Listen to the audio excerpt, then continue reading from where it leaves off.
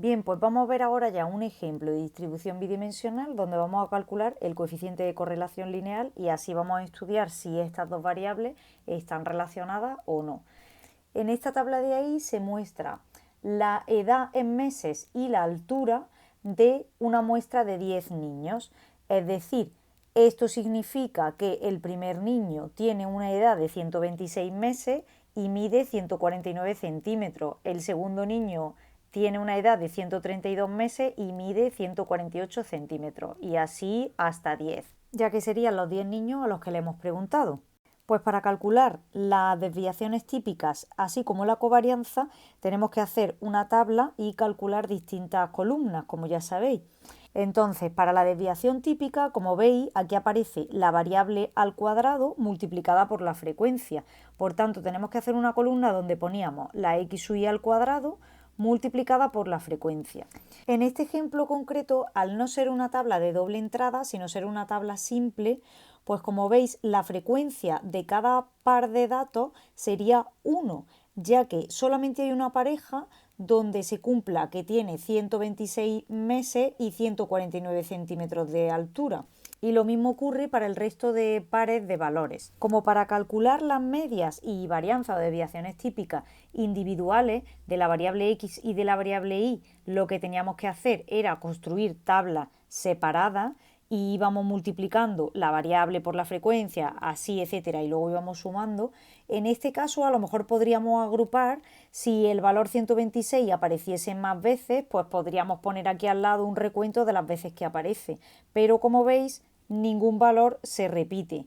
Y en caso de repetirse, como mucho, se repetiría una vez. Así que, por tanto, lo que podemos hacer es simplemente elevarla al cuadrado y sumarla.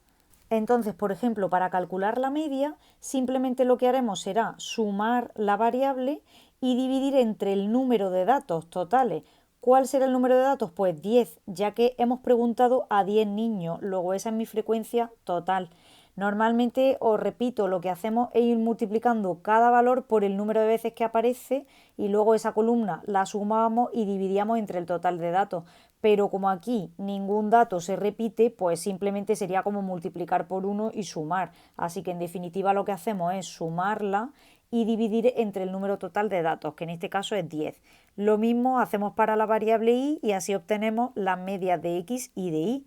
Después, para calcular las desviaciones típicas, vamos a elevar la x y la y al cuadrado, sumaremos y luego tenemos que dividir igual entre la n, que en mi caso es 10, y había que restarle la media al cuadrado, tanto para x como para y.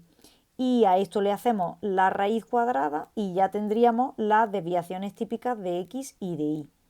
Y por otro lado, para calcular la covarianza, que es la varianza conjunta, me dice la fórmula que tengo que hacer la multiplicación de la variable x por la y eso a su vez por la frecuencia. Es decir, tendría que multiplicar x por y además por la frecuencia, por el número de veces que se repita esta pareja de datos.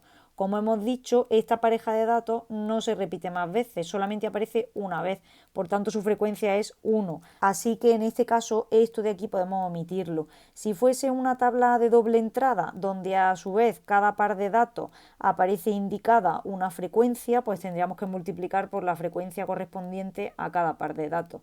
Bueno, pues si voy multiplicando la x por la y, voy sacando esta columna y finalmente sumo toda la columna.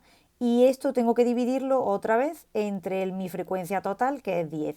Y a esto le tengo que restar el producto de las medias, que como ya la hemos calculado antes, pues nada, las multiplicamos y este resultado total sería ese de ahí.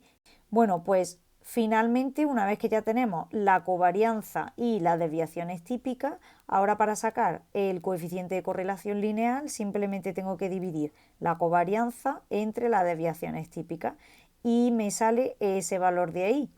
Luego, esto indica que la variable x e y, al ser un número muy cercano a 1, quiere decir que hay una correlación fuerte y positiva, ya que está muy cerca de 1. Por tanto, quiere decir que la estatura de una persona está muy relacionada con la edad que tenga.